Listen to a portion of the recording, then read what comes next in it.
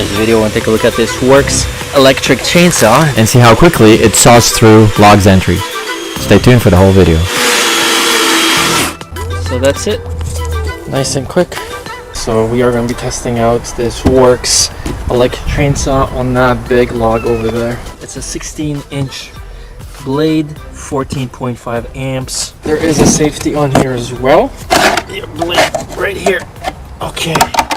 This is where you put your oil. This little thing tells you how much oil is inside the reservoir. You start the chainsaw, pull this, that's your safety, and then you can press the trigger and that's going to turn on the chainsaw. It does have a tension control for your chain.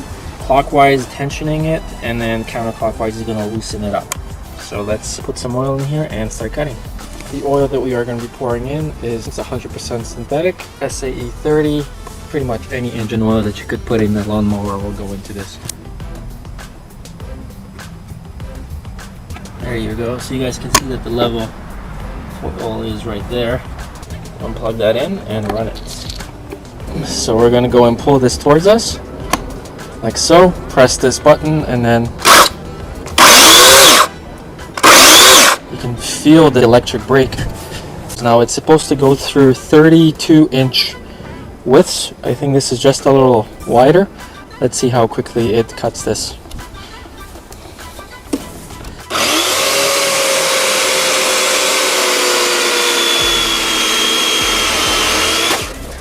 Okay, no problemo.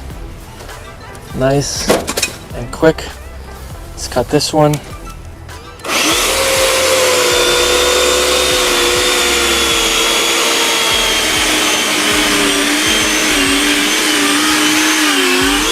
Nice and quick. You want to try and avoid hitting the ground because that is what's going to damage the blade.